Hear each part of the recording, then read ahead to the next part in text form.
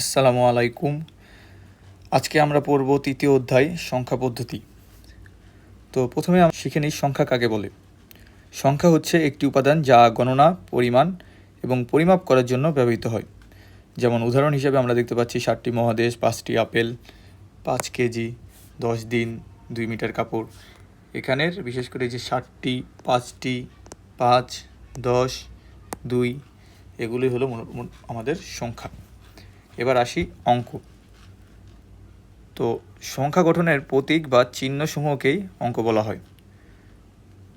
তো অঙ্ক দ্বারা গঠিত হয় সংখ্যা, আর সংখ্যার তৈরির ক্ষুদ্রতম প্রতীকই হচ্ছে অঙ্ক। তো সকল অঙ্কই সংখ্যা, কিন্তু সকল সংখ্যা অঙ্ক নয়। আমরা একটু উদাহরণ থেকে যদি দেখি যে অঙ্কগুলোকে কি বলতেছে, 0 থেকে 0, 1, 2, 3, 4, 5, 6, 7, 8, 9 এগুলো সবগুলোই এক একটা অঙ্ক। আর সংখ্যার ক্ষেত্রে আমি যখন দেখতেছি 0 থেকে 9 পর্যন্ত তো রয়েছেই, সাথে 11, 30, 45, 421, 8000 এগুলো হলো সংখ্যা। তো এই সংখ্যাটার দিকে যদি খেয়াল করি তাহলে দেখা যাচ্ছে এখানে দুইটা অঙ্ক ইউজ হয়েছে, একটা হলো 1, একটা হলো আরেকটা হলো 1। আবার যদি এইটা সংখ্যা, এই 421-এর দিকে লক্ষ্য করি তাহলে এখানে তিনটা অঙ্ক ব্যবহৃত হয়েছে, 1, 2 আর এটা হলো 4। অর্থাৎ সংখ্যা এক বা একাধিক অঙ্ক নিয়ে গঠিত হতে পারে, আর অঙ্ক সবসময় একটা সিঙ্গেল ডিজিটই হবে বা একটা সিঙ্গেল প্রতীকই হবে। এবার আসি আমরা সংখ্যা পদ্ধতি কাকে বলে। তো বিশেষ কিছু চিহ্ন বা অঙ্ক ব্যবহার করে যে পদ্ধতিতে সংখ্যা গণনা করা হয় তাকেই আমরা সংখ্যা পদ্ধতি বলি। সহজভাবে বলা যায়, গণনা বা প্রকাশ করার পদ্ধতিকে আমরা সংখ্যা পদ্ধতি বলি। তো যেমন আছে ডেসিমাল, বাইনারি, অক্টাল, হেক্সাডেসিমাল। তো কম্পিউটার সিস্টেমে বাইনারি সংখ্যার গুরুত্ব সবচেয়ে বেশি, তবে অন্যান্য এই সংখ্যা পদ্ধতিগুলো যেমন ডেসিমাল, অক্টাল, হেক্সাডেসিমাল এগুলো আমরা পরোক্ষভাবে ব্যবহার করে থাকি। এরপর আসি সংখ্যা পদ্ধতির প্রকারভেদ। বিভিন্ন ধরনের সংখ্যা পদ্ধতি রয়েছে। সংখ্যা পদ্ধতিকে প্রধানত দুই ভাগে ভাগ করা যায়। একটা হলো অস্থানিক সংখ্যা পদ্ধতি বা নন পজিশনাল নাম্বার সিস্টেম, আরেকটা হলো স্থানিক সংখ্যা পদ্ধতি বা পজিশনাল নাম্বার সিস্টেম। অস্থানিক সংখ্যা পদ্ধতি কাকে বলে? যে সংখ্যা পদ্ধতিতে ব্যবহৃত অঙ্কগুলোর কোনো স্থানীয় মান থাকে না, শুধুমাত্র নিজস্ব মান থাকে, তাকে পজিশনাল সংখ্যা পদ্ধতি বলে। যেমন রোমান, মেয়ান, টালি ও হায়ারোগ্রাফিক সংখ্যা পদ্ধতি। আর স্থানিক সংখ্যা পদ্ধতি কাকে বলে? যে সংখ্যা পদ্ধতিতে ব্যবহৃত অঙ্কগুলোর স্থানীয় মান বিদ্যমান থাকে তাকে স্থানিক বা পজিশনাল সংখ্যা পদ্ধতি বলে। যেরকম উদাহরণ যদি আমি বলি, বাইনারি, অক্টাল বা অষ্টমিক, ডেসিমাল বা দশমিক এবং হেক্সাডেসিমাল বা ষোড়শ। তো স্থানিক সংখ্যা পদ্ধতিতে আমরা যে পড়লাম অঙ্কগুলোর স্থানীয় মান থাকে। জিনিসটা কীরকম? আমরা যদি এখানে 421 সংখ্যাটির দিকে একটু তাকাই তাহলে এই সংখ্যাটিতে মোট 3টি অঙ্ক ব্যবহৃত হয়েছে। একটা হলো 1, একটা হলো 2, একটা হলো 4। এখন 2-এর দিকে একটু লক্ষ্য করি। 2 অঙ্কটির প্রকৃত ভ্যালু কিন্তু 2 না, কারণ কি এটা আছে একক দশকে। তার মানে 2-এর এই 2 অঙ্কটির প্রকৃত ভ্যালু অ্যাকচুয়ালি 20। ঠিক তেমনি 4 অঙ্কটি যদি খেয়াল করি তাহলে দেখা যাচ্ছে এটা আছে একক দশক শতকে আছে, তাহলে 4-এরও আসলে প্রকৃত ভ্যালু 400। তাহলে এই 400, এই 20 আর 1 যোগ করে টোটাল হয় আমাদের 421। তো এই যে প্রত্যেকটা অঙ্কের আমরা দেখতেছি একটা স্থানীয় মান আছে। যেমন এখানে 2 অঙ্কের স্থানীয় মান 20, এখানে 4 অঙ্কের স্থানীয় মান 400। তো এটাই হলো আমাদের স্থানিক সংখ্যা পদ্ধতি। এখানে যদি আমরা খেয়াল করি পূর্ণাংশ, ভগ্নাংশ এবং দশমিক। তো এই দশমিকটাকে আমরা সাধারণত বলা হয় র্যাডিক্স পয়েন্ট। এবং র্যাডিক্স পয়েন্ট কাকে বলে যদি বলে তাহলে আমরা বলবো যে প্রতীক বা চিহ্ন পূর্ণাংশ এবং ভগ্নাংশ সংখ্যাকে পৃথক করে তাকেই র্যাডিক্স পয়েন্ট বলে। যেমন এখানে এই দশমিক আমাদেরকে কি করেছে? পূর্ণাংশ সংখ্যা এবং ভগ্নাংশ সংখ্যাকে দুটি ভাগে ভাগ করেছে। এবং আরেকটা জিনিস মনে রাখতে হবে, সবসময় সর্ববামের ডিজিটটি হবে সবচেয়ে মোস্ট সিগনিফিক্যান্ট বিট, আর ডানের বিটটি হবে লেস সিগনিফিক্যান্ট বিট।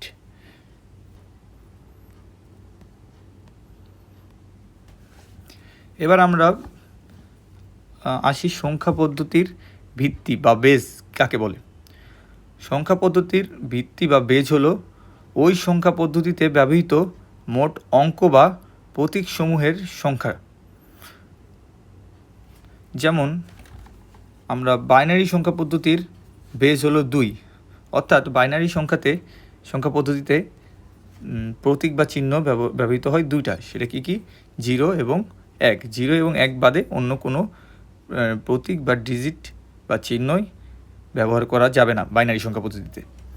আবার যদি অক্টালের বেস সংখ্যা দেখতেছি 8, তাহলে অক্টালে আমি 0 থেকে 7 পর্যন্ত প্রতীক বা চিহ্নগুলোই ব্যবহার করতে পারবো। দশমিক বা ডেসিমাল, সেটা বেস সংখ্যা হলো 10, সেটা 0 থেকে 9, যেটা আমরা রেগুলার লাইফে ইউজ করে আসছি। এরপর হেক্সাডেসিমালের বেস সংখ্যা হলো 16।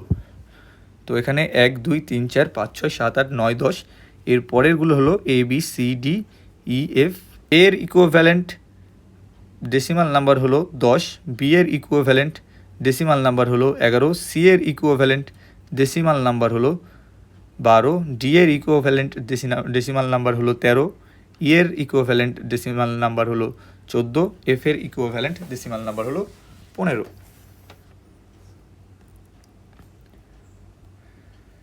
এবার আসে সংখ্যা পদ্ধতি ও ডিজিটাল ডিভাইস। স্থানিক সংখ্যা পদ্ধতি আমরা দেখলাম 4 ধরনের। একটা হলো বাইনারি সংখ্যা পদ্ধতি, অক্টাল সংখ্যা পদ্ধতি, ডেসিমাল সংখ্যা পদ্ধতি, একটা হলো হেক্সাডেসিমাল সংখ্যা পদ্ধতি। তো প্রথমে যদি বাইনারি সংখ্যা পদ্ধতির কথা বলি, তাহলে দেখো বাই শব্দের অর্থ হচ্ছে 2, অর্থাৎ যে সংখ্যা পদ্ধতি গণনা করার জন্য শুধুমাত্র 2টি অঙ্ক বা প্রতীকী ব্যবহার করা হয় তাকে আমরা বলবো বাইনারি সংখ্যা পদ্ধতি। তো বাইনারি সংখ্যা পদ্ধতিতে ব্যবহৃত এই অঙ্ক 2টি বা প্রতীক 2টি হলো, একটা হলো 0 আর একটা হলো 1। বাইনারি সংখ্যা পদ্ধতির প্রতিটি চিহ্নকে আবার বিটও বলা হয়। এরপর অক্টাল সংখ্যা পদ্ধতি। অক্টা শব্দের অর্থ 8। তো যে সংখ্যা পদ্ধতিতে সংখ্যা গণনার জন্য 8টি অঙ্ক বা প্রতীক ব্যবহার করা হয় তাকে অক্টাল সংখ্যা পদ্ধতি বলে। অক্টালে আমরা দেখতে পাচ্ছি 0 থেকে 7 পর্যন্ত অঙ্ক বা প্রতীকগুলো ব্যবহার করা হয়। এবার আসো ডেসিমাল সংখ্যা পদ্ধতিতে। ডেসি শব্দের অর্থ 10, আর যে সংখ্যা পদ্ধতিতে গণনা করার জন্য 10টি অঙ্ক বা প্রতীক ব্যবহার করা হয় তাকে বলতেছি ডেসিমাল সংখ্যা পদ্ধতি। মানুষ সাধারণত গণনার কাজে বা আমরা রেগুলার লাইফে যেটা ইউজ করি সেটা আসলে ডেসিমাল সংখ্যা পদ্ধতি। তো ডেসিমাল সংখ্যা পদ্ধতির এই 10টি অঙ্ক বা প্রতীকগুলো কি 0 1 2 3 4 5 6 7 8 এবং 9। হেক্সাডেসিমাল সংখ্যা পদ্ধতি। হেক্সাডেসিমাল শব্দটি 2টি অংশ, একটা হলো হেক্সা আর একটা হলো ডেসিমাল। হেক্সা মিনস 6, ডেসিমাল মিনস 10, অর্থাৎ 2টা যোগ করে আমাদের হয়ে গেল 16। অর্থাৎ যে সংখ্যা পদ্ধতিতে 16টি অঙ্ক বা প্রতীক ব্যবহৃত হয় তাকেই আমরা হেক্সাডেসিমাল সংখ্যা পদ্ধতি বলি। তো হেক্সাডেসিমাল সংখ্যা পদ্ধতিতে 1 2 3 4 5 6 7 8 9 এর পরেরগুলো লেখা হয় ABCDEF দ্বারা, এবং হেক্সাডেসিমালের এ ডেসিমালের 10-এর সমতুল্য, হেক্সাডেসিমালের বি ডেসিমালের 11-এর সমতুল্য, হেক্সাডেসিমালের সি ডেসিমালের 12-এর সমতুল্য, হেক্সাডেসিমালের ডি ডেসিমালের 13-এর সমতুল্য, হেক্সাডেসিমালের ই ডেসিমালের 14-এর সমতুল্য, হেক্সাডেসিমালের এফ ডেসিমালের 15-এর সমতুল্য।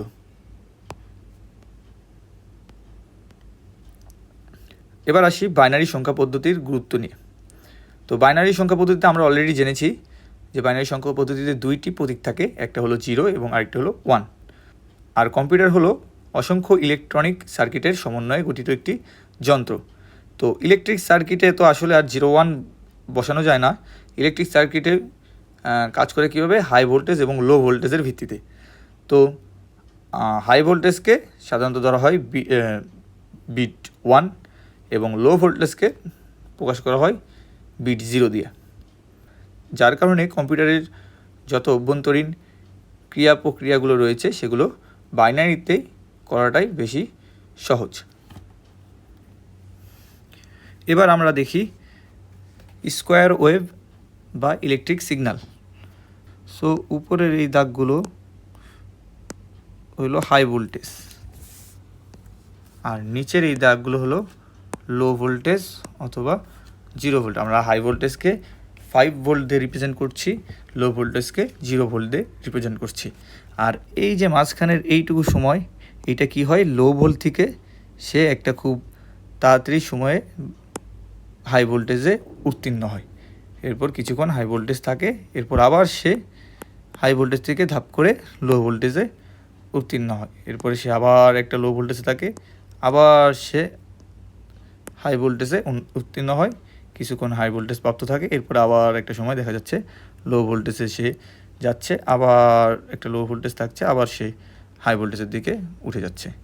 এরপরে কিছুক্ষণ সময় ধরে 5 ভোল্ট পেয়ে যাচ্ছে আর কি। তাহলে এখানে রিপ্রেজেন্ট করব আমরা এইভাবে যে নিচের এটা যতগুলো আমরা পাবো সেটা 0, উপরের যতগুলো পাবো 1।